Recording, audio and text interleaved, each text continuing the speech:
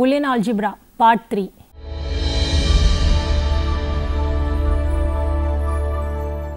Hello friends, let us continue with our discussion on Boolean Algebra. In this session, we will see the applications of Boolean Algebra in the digital networks. The operation of a circuit is defined by a Boolean function that specifies the value of an output for each set of inputs. The first step in constructing a circuit is to represent its Boolean function by an expression built up using the basic operations of Boolean algebra. The expression that we obtain may contain many more operations than are necessary to represent the function. In this session, we will describe methods for finding an expression with the minimum number of sums and products that represents a Boolean function. The procedures that we will develop, Karnaugh maps and the Quine-McCluskey method, are important in the design of efficient circuits. First is a definition, functional completeness. Every Boolean function can be expressed as a Boolean sum of min terms. Each min term is the Boolean product of Boolean variables or their complements. This shows that every Boolean function can be represented using the Boolean operators dot, plus and bar. Because every Boolean function can be represented using these operators, we say that the set dot, plus, bar is functionally complete. We can find a smaller set of functionally complete operators if one of the three operators of this set can be expressed in terms of the other two. This can be done using one of the De Morgan's laws. We can eliminate all Boolean sums using the identity x plus y is equal to x bar into y bar the whole complement. This is obtained by taking complements of both sides of De Morgan's law. X plus y the whole bar is equal to x bar into y bar, and then applying the double complementation law. This means that the set dot bar is functionally complete. Similarly, we could eliminate all Boolean products using the identity x into y is equal to x bar plus y bar the whole complement, which is obtained by taking complements on both sides of x into y bar is equal to x bar plus y bar. Consequently, the set plus bar is functionally complete. Note that the set plus dot is not functionally complete because it is impossible to express the Boolean function f of x is equal to x bar using these operators. Now, let us define logic gates. Logic gates. Boolean algebra is used to model the circuitry of electronic devices. Each input and each output of such a device can be thought of as a member of the set 01. A computer or any other electronic device is made up of a number of circuits. Each circuit can be designed using the rules of Boolean algebra that we have studied in the previous session. The basic elements of circuits are called gates. Each type of gate implements a Boolean operation. The circuits that have no memory capabilities are called combinational circuits or gating networks. We will construct combinational circuits using three types of elements. The first is an inverter which accepts the value of one Boolean variable as input and produces the complement of this value as its output. The symbol used for an inverter is shown in figure 1a. The next type of element we will use is the OR gate. The inputs to this gate are the values of two or more Boolean variables. The output is the Boolean sum of their values. The symbol used for an OR gate is shown in figure 1b. The third type of element we will use is the AND gate. The inputs to this gate are the values of two or more Boolean variables. The output is the Boolean product of their values. The symbol used for an AND gate is shown in figure 1c. The inputs to the inverter, OR gate and AND gate are shown on the left side entering the element, and the output is shown on the right side leaving the element. This is figure 1 showing the basic types of gates. We can have multiple inputs to AND and OR gates. Examples of AND and OR gates with n inputs are shown in figure 2. This is figure 2, which shows the gates with n inputs. we will move on to examples of circuits. We will give some examples of circuits that perform some useful functions. Example 1. A committee of 3 individuals decides issues for an organization. Each individual votes either yes or no for each proposal that arises. A proposal is passed if it receives at least 2 yes votes.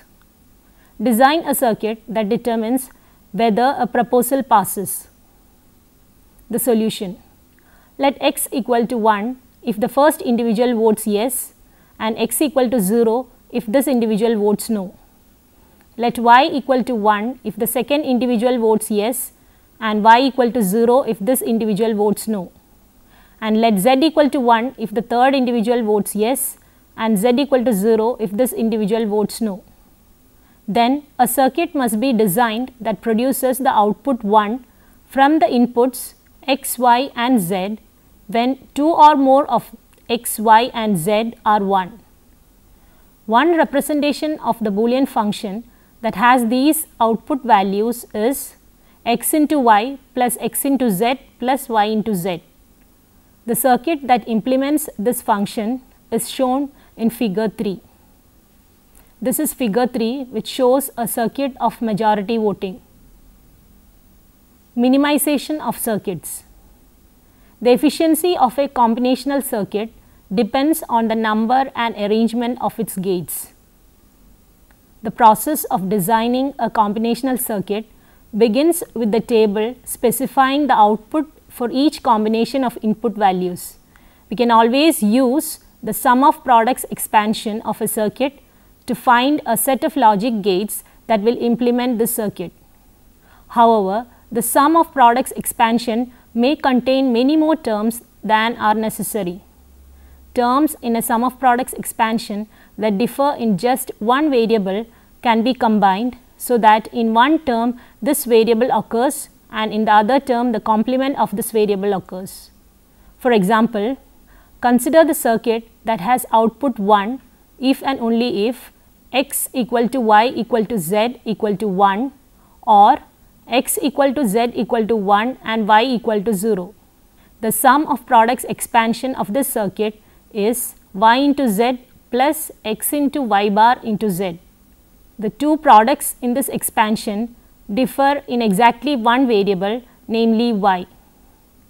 They can be combined as x into y into z plus x into y bar into z is equal to y plus y bar into x into z, which is equal to 1 into x z, which is equal to x z.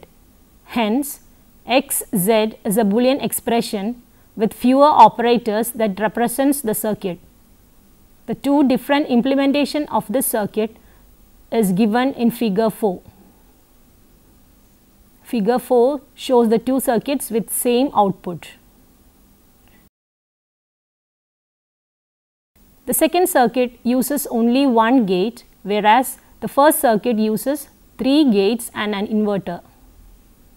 This example shows that combining terms in the sum of products expansion of a circuit leads to a simpler expression for the circuit. We will describe two procedures that simplify sum of products expansion.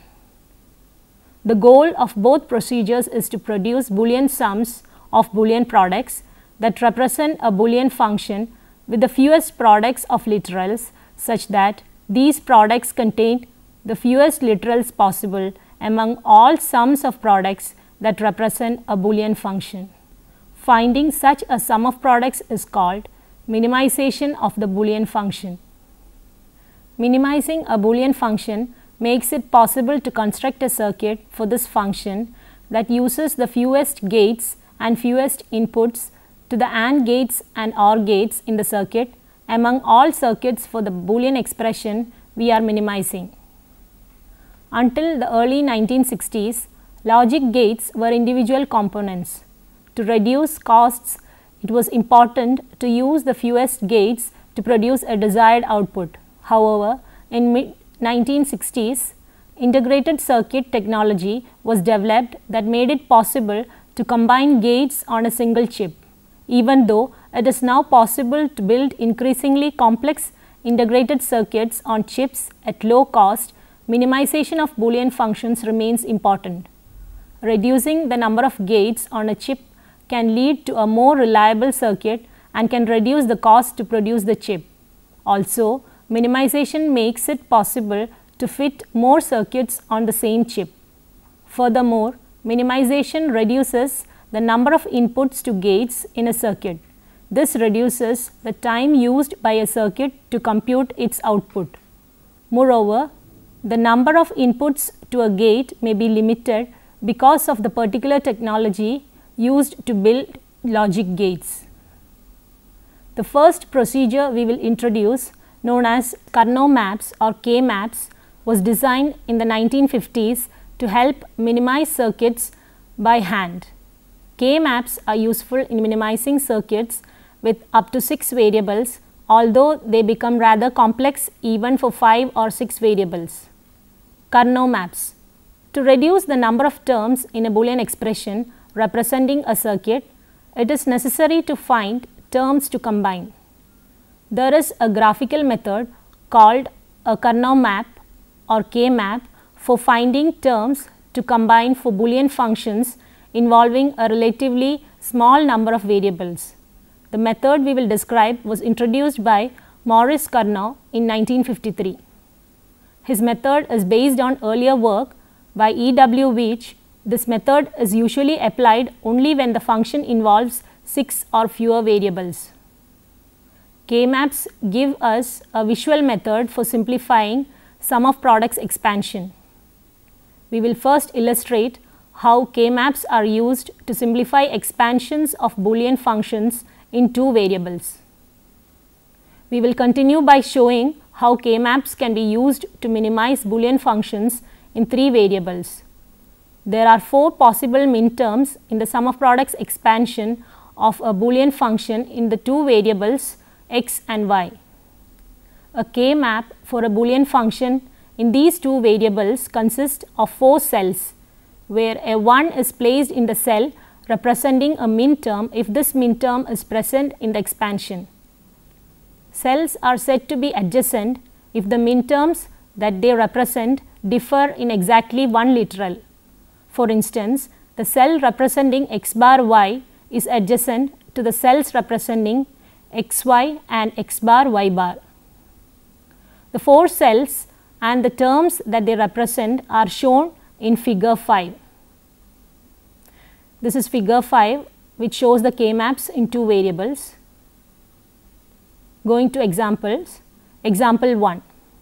Find the K-maps for the first one, y plus x bar into y, second one, x into y bar plus x bar into y, and third one, x into y bar plus x bar into y plus x bar into y bar. Solution. We include a 1 in a cell when the minterm represented by this cell is present in the sum of products expansion. The 3 K-maps are shown in figure 6. Here you can see 3 K-maps A, B, C for the sum of products expansion given in example 1. Moving to example 2, simplify the sum of products expansion given in example 1. Solution. The grouping of minterms is shown in figure 7 using the K-maps for these expansions. Minimal expansions for these sum of products are, for the first one it is y, second one it is x into y bar plus x bar into y, and for the third one it is x bar plus y bar. You can see the figure in which simplifying the sum of products expansion of the problem given in example 2 is shown. A K-map in 3 variables is a rectangle divided into 8 cells. The cells represent the 8 possible minterms in 3 variables. 2 cells are said to be adjacent if the minterms that they represent differ in exactly one literal. One of the ways to form a K-map in 3 variables is shown in figure 8a. This K-map can be thought of as lying on a cylinder as shown in figure 8b. On the cylinder, 2 cells have a common border if and only if they are adjacent. You can see figure 8. the K-maps in 3 variables.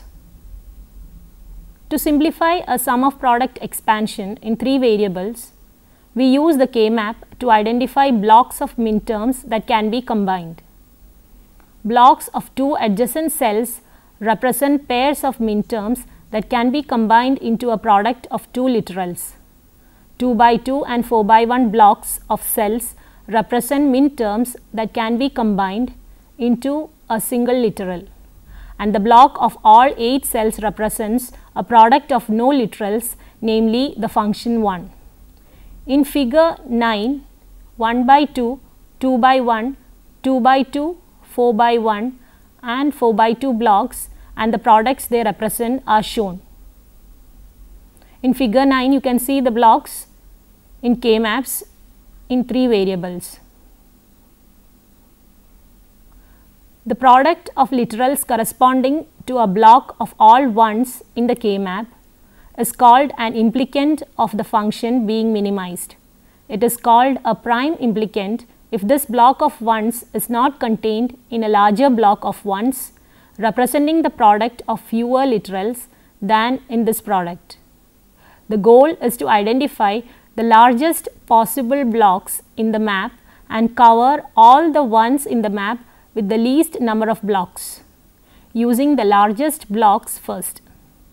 The largest possible blocks are always chosen, but we must always choose a block if it is the only block of ones covering a 1 in the K-map.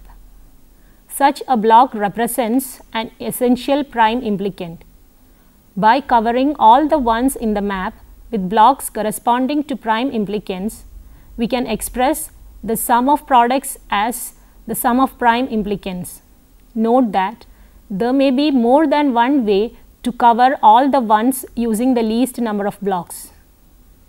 Example 3 illustrates how K-maps in 3 variables are used. Example 3. Use K-maps to minimize these sum of products expansion.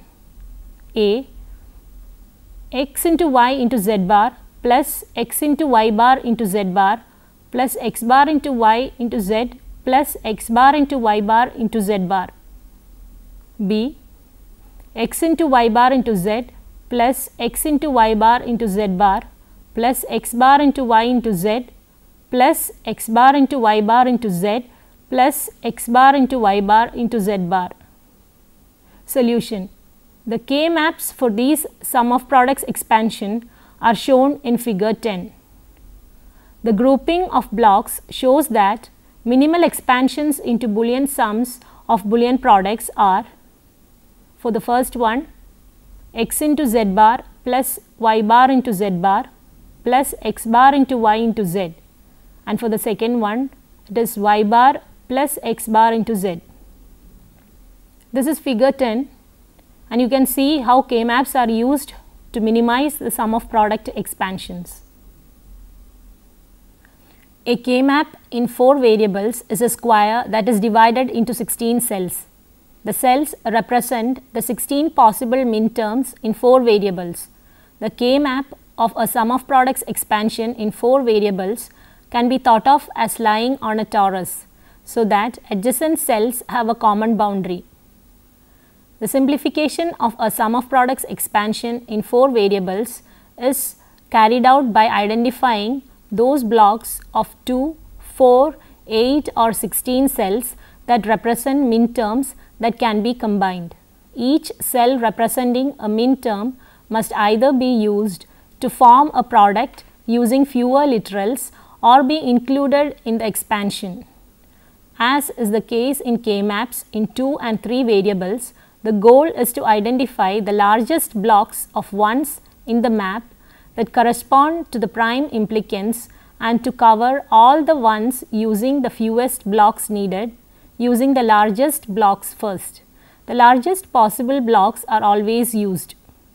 K-maps can realistically be used to minimize Boolean functions with 5 or 6 variables, but beyond that they are rarely used because they become extremely complicated. The second one is the Quine-McCluskey method. The second procedure we will describe, the Quine-McCluskey method, was invented in 1960s. It automates the process of minimizing combinatorial circuits and can be implemented as a computer program. Basically, the Quine-McCluskey method consists of two parts. The first part finds those terms that are candidates for inclusion in a minimal expansion as a Boolean sum of Boolean products. The second part determines which of these terms to actually use. We will use an example to illustrate how this procedure works by successively combining implicants into implicants with one fewer literal. Example 4. Use the Quine-McCluskey method to find a minimal expansion equivalent to xyz plus xy bar z plus x bar yz plus x bar y bar z plus x bar y bar z bar. Solution. We will represent the min terms in this expansion by bit strings. The first bit will be 1 if x occurs and 0 if x bar occurs. The second bit will be 1 if y occurs and 0 if y bar occurs. The third bit will be 1 if z occurs and 0 if z bar occurs. We then group these terms according to the number of ones in the corresponding bit strings. This information is shown in table 1. In table 1, you can see the min terms and the corresponding bit strings and the number of ones in each bit string. Min terms that can be combined are those that differ in exactly one literal. Hence, two terms that can be combined differ by exactly 1 in the number of ones in the bit strings that represent them. When two min terms are combined into a product, this product contains two literals. A product in two literals is represented using a dash to denote the variable that does not occur. For instance, the min terms x y bar z and x bar y bar z represented by bit strings 101 and 001 can be combined into y bar z represented by the string -01.